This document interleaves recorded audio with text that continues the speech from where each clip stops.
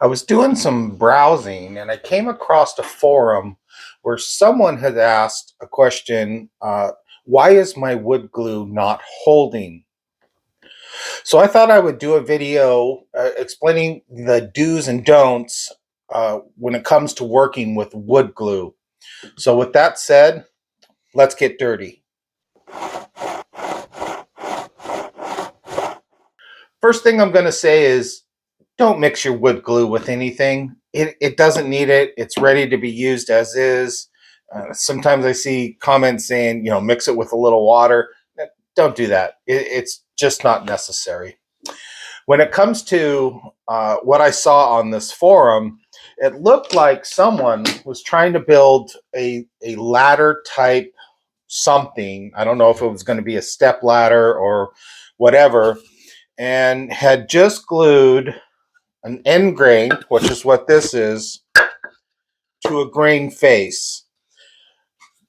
Doesn't work. It will not work. I guarantee it. Okay. You have to have some sort of a joint to strengthen this wood glue. Now, wood glue in this scenario, very little structural integrity to this project. However, we can glue it together like this with some help. Now, what do I mean?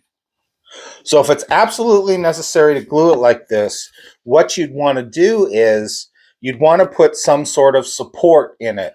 So we can do that by either doing pocket screws and putting it together.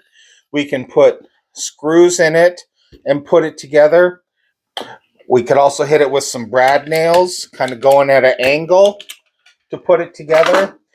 We could do some 3/8 inch holes and put some dowlings in. What we're doing is we're creating strength to this joint, whereas putting it together again like this, no good, will not hold. I promise you, don't do it. So now that you know that wood glue is not the silver bullet when it comes to creating your project, another thing we can do is we can create a dado joint, okay? Dado, however you want to say it, makes no difference to me. By creating this joint here, where we can put our pieces together like so, we have now created a very strong joint for that glue to hold. Again, though, it would not hurt, and I would actually recommend it. Screws, hit it with some brad nails, dowlings. We kind of lost the option to put in pocket screws because we've cut it a little short and they're actually measured out for perfect attachment. So I wouldn't use the pocket screws in this scenario. But adding more strength to this joint, even though we created the dado, is a fantastic idea. Nothing wrong with it. And it'll last a lot longer, I promise you. Now, the time may come when you're doing a project, let's say a picture frame, where you do have to go on the end grain to end grain. So in order to do that, we would want to glue our joint together. But before we do, about 5 minutes before, we want to put our glue on and let it set. Now, the reason why is because on end grains, which I got one here, now I had put a lot of glue on this and rubbed it around. Now you'll notice there's not much left here. And the reason why is because end grain soaks up wood glue kind of like a sponge. So I would add my wood glue to my beveled joints, and then in about 5 minutes or so, I would just go ahead and add another layer, then glue them together, clamp them down. Now, the quickest way to create a nice strong joint here, again, because you want to add something, is, again, we could pop it with some brad nails. That wouldn't hurt. But I would recommend in this scenario, I would probably do some spline joints. And I did a spline jig in one of my other videos. You're welcome to check that out. It's pretty quick and easy.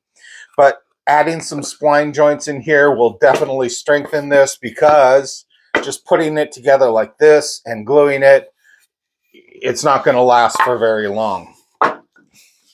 So there you go. I kind of did a overview on some gluing do's and don'ts. I know there are hundreds of other joints you can use to put two pieces of wood together. I just kind of did quick ones just to let you know. Don't glue your end grain to a grain or end grain to end grain. It just gives it no structural integrity whatsoever, no strength. However, gluing grain to grain, there's absolutely nothing wrong with that. You don't really need to do any sort of strengthening on that. It's basically what it was made for, you know, grain to grain, grain to grain. You're good to go. If you enjoyed this video, please like, subscribe, hit the bell icon to be notified of new episodes as they become available. Also, if you have any questions, please feel free to post them in the comments section. I promise I'll get to them as soon as I can.